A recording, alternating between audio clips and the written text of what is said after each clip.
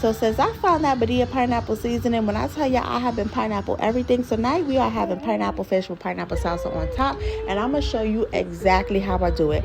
First thing I did was go ahead and get some large whitings, and we're going to clean it off with a little bit of lemon juice and some cold water. After I got my whitings clean, it was time to go ahead and season it, and we're going to do it the same way we do it all the time. We're going to mustard fry it, but the only thing that we're going to change is we're going to do a light seasoning on this, because we are going to put a pineapple sauce on top of our fish, and we're going to put a pineapple salsa on top of it.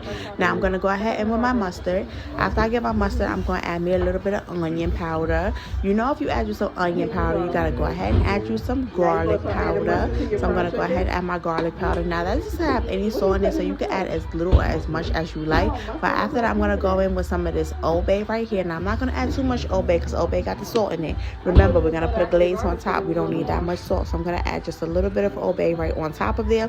And we do have a good amount of fish, so make sure you add enough to get all your fish seasoned. Gotta go ahead and add in some paprika. Paprika don't have no salt in it. Use as much or as little as you like. And then I got that garlic and herb Old Bay. I'm gonna add just a little bit of that in there. Now I am not going to season my batter, so that's why I'm gonna make sure that I season my fish really, really well, but I'm not gonna do too much seasoning. Now I'm gonna go ahead and give it a good mix everything together. Make sure everything is coated evenly. I want seasoning on the top, on the bottom, on the middle, on the back. Every piece of that fish I want covered in seasoning. So I'm going to go ahead and mix everything together real well. Make sure everything is evenly coated. Once it's evenly coated, I'm going to go ahead and put it to the side. And now it's time to go ahead and make our fish batter. Now you can buy yours already made at the store, but I prefer to make mine at home, and it's so easy. Only thing you're going to do is go ahead and put some flour. After you get your flour in there, you're going to go in with your cornmeal. And now, as you can see, I don't measure anything. I just go ahead and pour it and feel it until it looks right. And it looks about right to me. I'm going to add in just a little bit of cornstarch to make sure everything is nice and crispy, because whenever I'm frying something and I'm putting a sauce on top, I want to make sure it's extra crispy so that sauce can hold up to it well. Mix everything together. Now, if you want, you can season it, but because I feel like my fish is already well seasoned, I'm not going to add anything else to it. But this is how you make a quick and easy fry batter at home. Another reason why I started to do it at home is because I feel like the ones I find in the supermarket are way too salty. It just has too much salt in it for my liking.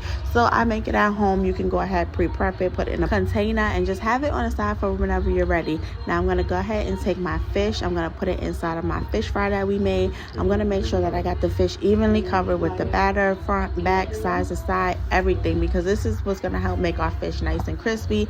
Put that nice and crispy crust on the outside. Once my oil reached temperature, I went on ahead and dropped my fish in there just like this, and I'm going to make sure that it gets nice golden brown and crispy. Once it's golden brown and crispy, you're going to go ahead and flip it over just like this, because we want to make sure we get that same golden brown crispiness on both sides of the fish. Once I get it on both sides of the fish, I'm going to go ahead and take it out of the pan, put it on my rack, and let the excess oil drain. Now, while I'm cooking my fish, I am going to go ahead and work on my other side orders, which is going to be just some mashed potatoes, and we are going to do a little bit of green beans as well. Once my fish is done, it looks something like this, and it is time to go ahead and plate. So I'm going to go ahead and get a plate. We're going to put those mashed potatoes on there first. Once we get those mashed potatoes on there, we're going to go ahead and add those green beans. So I did do a garlic green bean with some onions and bell peppers and a little bit of fresh garlic, because that's just how I like to make my green beans.